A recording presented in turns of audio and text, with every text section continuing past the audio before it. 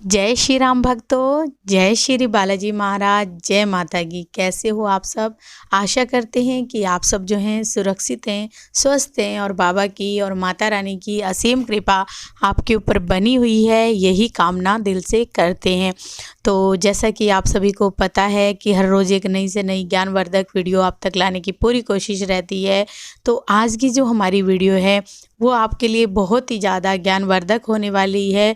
जिन लोगों के मन में शायद सवाल है या नहीं है, पर आज जो है मेरे मन में ज़रूर ये सवाल था, तो मैंने सोचा क्यों ना इसके ऊपर एक वीडियो बन जाए, जिससे जो है सभी लोगों को इस वीडियो के माध्यम से जानकारी मिल जाए। तो आज की जो हमारी वीडियो है वो यही है कि स्वार्थ भक्ति और निस्वार्थ करी हुई भक्ति में क्या अंतर होता है। इन दो शब्दों में भी बहुत ही गहराई की ये वीडियो होने वाली है, तो अंत तक बने रहें। अगर वीडियो अच्छी लगती है तो लाइक करें, शेयर करें, कमेंट करें, और अगर आप हमारे चैनल पे पहली बार देख रहे हैं तो चैनल को ज़रूर सब्सक्राइब करें। साथ में बेल आइकन है उसको प्रेस करें, ताकि आने वाली हर एक वीडियो की नोटिफिकेशन सबसे पहले आप तक पहुँच जाए। चलिए शुरू करते हैं आज की वीडियो। जय श्री राम जी। जय श्री राम, जय श्री बालाजी महाराज। एक बार फिर आपके लिए मंगल कामना। आपका परिवार मंगलमय हो। श्री बालाजी महाराज की कृपा आपके परिवार पर निरंतर बरसती रहे। आज इनका जो क्वेश्चन है बहुत ही उचित है, क्योंकि हम जब भी कोई भगवान के प्रति पूजा और भाव प्रकट करते हैं वो किस भक्ति में गिना जाता है। अगर हम भगवान के प्रति कोई पूजा पाठ कर रहे हैं, कंटिन्यू कर रहे हैं, तो वो कौन सी भक्ति है, हमें भी पता होना चाहिए उस भक्ति के बारे में। क्या वो हमारी भक्ति स्वार्थ से भरी हुई है या निस्वार्थ रूप की भक्ति है। आज इन दोनों भक्तियों के बारे में बताऊंगा।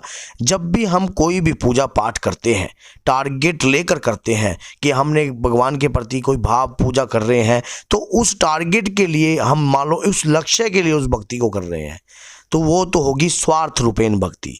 वो स्वार्थ रूपेण भक्ति, जैसा कि मैंने मान लो मैं पूजा कर रहा हूँ और मेरे को ये कहिए कि हे बालाजी महाराज 41 दिन में मेरी ये मनोकामना पूर्ण हो जाए, तो वो स्वार्थ रूप से करी हुई भक्ति हो गई, जिसमें मेरा खुद का निजी स्वार्थ है। और कई बारी भक्ति करने के बाद भी हमारे अंदर एक अहंकार की बू आ जाती है। अहंकार की बू क्या, मैं ये भक्ति करता हूँ, मैं इतने समय हनुमान जी की माला जपता हूँ, मैंने ये किया है, मैंने इतनी 100 चालीसाएँ कर दी, मैंने सुंदरकांड के पाठ करे लगातार, मैं बचपन से सुंदरकांड के पाठ करता आ रहा हूँ। देखिए, भगवान ने आपको नहीं कहा कि आप सुंदरकांड के पाठ कर रहे हो। आप अपने खुद के अंदर जो स्वार्थ रूपेण भक्ति जगाई है उसको हटानी पड़ेगी आपको अपने अंदर से, क्योंकि ये जो टॉपिक है बहुत ही डिफरेंट है। इसमें एक आप ये मत सोचना एक अपने आप को कि गुरुजी तो खुद तो बताते हैं कि इस प्रकार से भक्ति करो और खुद ही कहते हैं इस प्रकार से हो। मैं दोनों भक्तियों के बारे में बता रहा हूँ। भगवान के प्रति मैं आपको बताऊंगा भी कि निस्वार्थ रूप से करी हुई भक्ति का क्या लाभ होता है और स्वार्थ से रूप में करी हुई भक्ति का क्या लाभ होता है। जो स्वार्थ रूप से करी हुई भक्ति होती है वो हमारे लिटिल टारगेट तक होती है, और जो निस्वार्थ से रूप से करी हुई भक्ति होती है उसकी कोई भी सीमा नहीं होती। वो एक अनलिमिटेड, जैसे कि एक अथाह रूप से करी हुई भक्ति वो एक सागर के समान है, जिस सागर में हमें खुद को डूबना पड़ेगा। वो निस्वार्थ रूप की भक्ति है।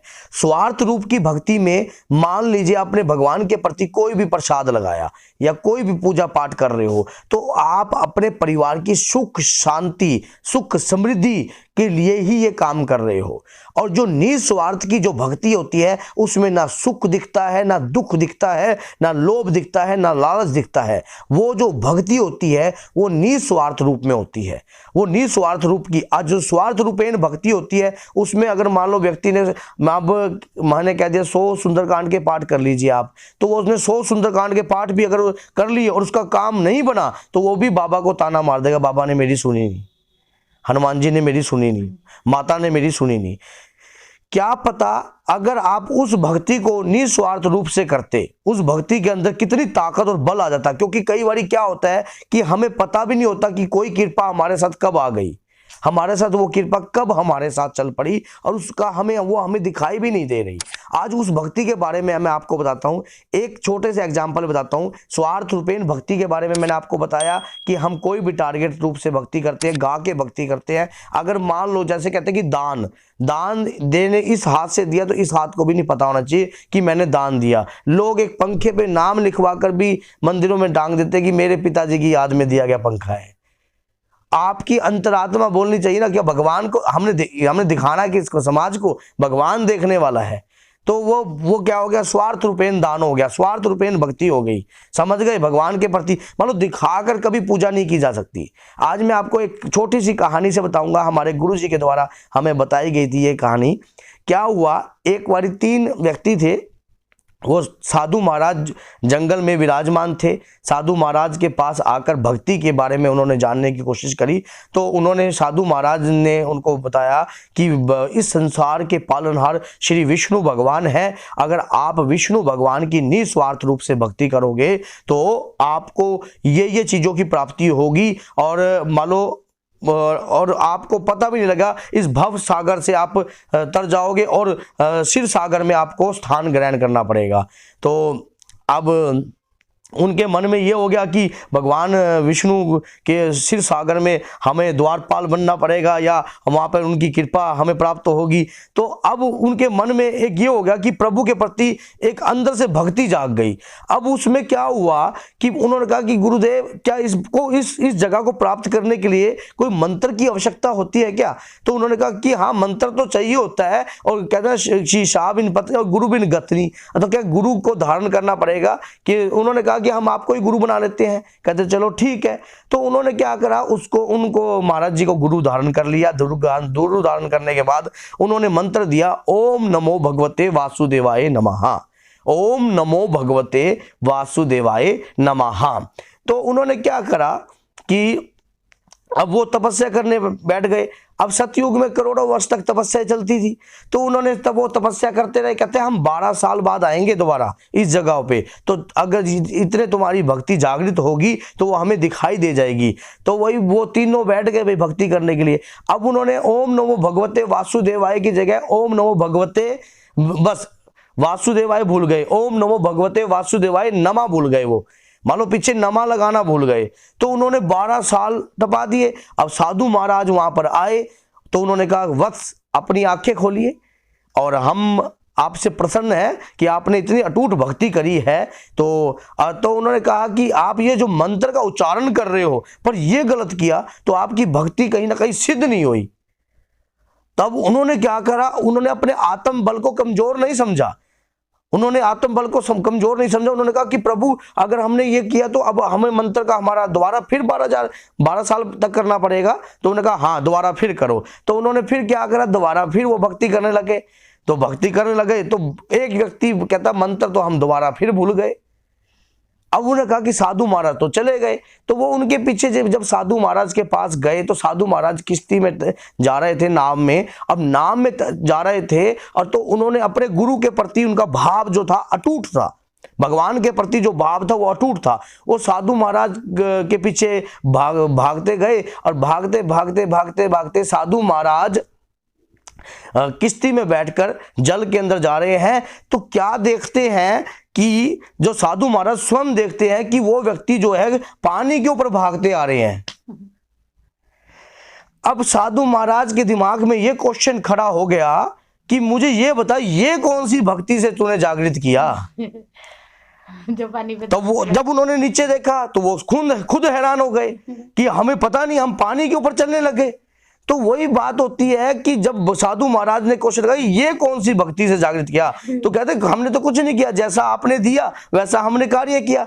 तो ये जो होता है ये गुरु की भक्ति होती है, अपने इष्ट देव की भक्ति होती है, जो कि निस्वार्थ रूपेण की जाती है। इस भक्ति से हमारे शरीर के अंदर कब अद्भुत ऊर्जा प्रकट हो जाए हमें इस बात का नहीं मालूम, हमें इस बात का नहीं पता। उस भक्ति को जगाने के लिए ही जो साधु लोग होते हैं, अपनी जो नांगे साधु होते हैं, वो जेब नहीं बनवाते। उनको पता है कि धन है, माया है, ये हमें खींच लेगी, स्वार्थ रूपेण भक्ति हो जाएगी और निस्वार्थ रूपेण भक्ति प्रकट नहीं होगी भगवान के प्रति। अब उन्होंने क्या करा, जब साधु महाराज को खुद ज्ञान आया, 12 साल, जब उनको 12 साल का और दंड दे दिया था, तो उन्होंने खुद ज्ञान आया कि जो स्वार्थ रूप से की हुई भक्ति होती है वो उतने लिटिल प्रॉफिट के लिए होती है। जो लॉन्ग टर्म लाइफ टाइम का प्रॉफिट लेना होता है, 7 पीढ़ियों का प्रॉफिट लेना है, 7 जन्मों का प्रॉफिट लेना है, और अपनी आत्मा को परम पिता परमात्मा के श्री चरणों से जोड़ने का प्रॉफिट लेना है, तो वो निस्वार्थ रूप की भक्ति होती है। इन दोनों भक्तियों में जमीन आसमान का फर्क है। अगर आप स्वार्थ रूपेण भक्ति करोगे तो इस कलयुग में, इस कर्म क्षेत्र के ऊपर ही अपना कार्य करके आओगे। फिर अगले जन्म में जो आपके पाप दंड का जो पुण्य होगा और जो उसके हिसाब किताब जो है आपके साथ जीवन में होता है, हमारे साथ जो लेन देन होता है, ये हमारे पाप जो हमने किए होते हैं अपने जीवन में अज्ञानतावश, भूलवश, वो हमारे सामने किसी न किसी के रूप में आते हैं। तो उसी प्रकार की करी हुई भक्ति ही हमारे सामने आती है। जो हमने बोया है वही तो कटेगा। अगर हम इतना बोएंगे जिसकी हमें लिमिट ही नहीं है, जिसकी अनलिमिटेड प्रॉफिट, अनलिमिटेड का मतलब कि हमारे जीवन का वो प्रॉफिट जो हमें परम पिता परमात्मा के श्री चरणों से मिला दे, तो वो प्रॉफिट जो है वो निस्वार्थ भक्ति रूपेण में है। वो निस्वार्थ भक्ति रूपेण अगर आप अपने हृदय से जागृत कर दीजिए तो यकीन मानिए वो भक्ति परम पिता परमात्मा तक आपको जरूर लेके जाएगी। उसमें पता है क्या होता है, उस भक्ति के अंदर मंत्र का कोई रोल नहीं होता है, उस भक्ति के अंदर किसी के शरीर का कोई रोल नहीं है। वो भक्ति दान रूपेण है। मान लो उस भक्ति के अंदर एक किस्म का दान है। मान लो अपने शरीर की शुद्ध नहीं, अपने शरीर का ख्याल नहीं, जो कि मीरा ने किया, जो कि सूरदास जी ने किया, वो भक्ति वाले व्यक्ति ही जीवन में इतिहास रचते हैं। तो निस्वार्थ भक्ति हमारे इस संसार से मोक्ष दिलवाती है। इस संसार के अंदर हमें मोक्ष की प्राप्ति होती है। वो निस्वार्थ भक्ति जो जल्दी सी जागृत नहीं होती, उस भक्ति में कष्ट है, वो बहुत ही ज़्यादा मुश्किल है। जैसे उन्होंने अगर वो 12 साल का टॉपिक देख लेते कि अभी 12 साल अब दोबारा फिर हमें बैठना पड़ेगा, तो उन्होंने 12 साल का टॉपिक नहीं देखा, तो वो पानी में चलना ना सीखते। तो पानी में चलना सीख गए, तो इसका मतलब क्या है? इसका मतलब यही है कि उनकी जो भक्ति थी वो निस्वार्थ रूपेण थी। उन्होंने अपने गुरु के प्रति श्रद्धा और भाव को प्रकट कर कर अपने इष्ट के प्रति श्रद्धा भाव को प्रकट किया और उस भक्ति को अंदर से जागृत किया। कब वो भक्ति शक्ति रूप में बन गई, उनको खुद को नहीं पता था। इसी प्रकार जब हम भगवान के प्रति कोई भी पूजा याचना पाठ करते हैं और कब वो शक्ति रूप में बदल जाता है, हमें इस बात का तनिक भी पता नहीं होता। भगवान अपने आप ही लाखों की भीड़ में हमें चुन लेते हैं, हमें इस बात का भी नहीं पता होता। तो इस प्रकार की भक्ति को जागृत करने के लिए आपको किसी की धन की आवश्यकता नहीं है, सिर्फ एक अंतरात्मा में सूक्ष्म आत्मा की आवश्यकता है। उस आत्मा को जागृत कीजिए और परम पिता परमात्मा से उसका संबंध करवाइए। इस प्रकार की भक्ति से आपके आने वाले 7 जन्म या आने वाले जितने भी जन्मों में आप कष्ट मुक्त रहोगे। तो बोलिए जय सीताराम, जय श्री बालाजी महाराज। मेहंदीपुर की पवित्र कृपा आपका कल्याण करे और जय माता की।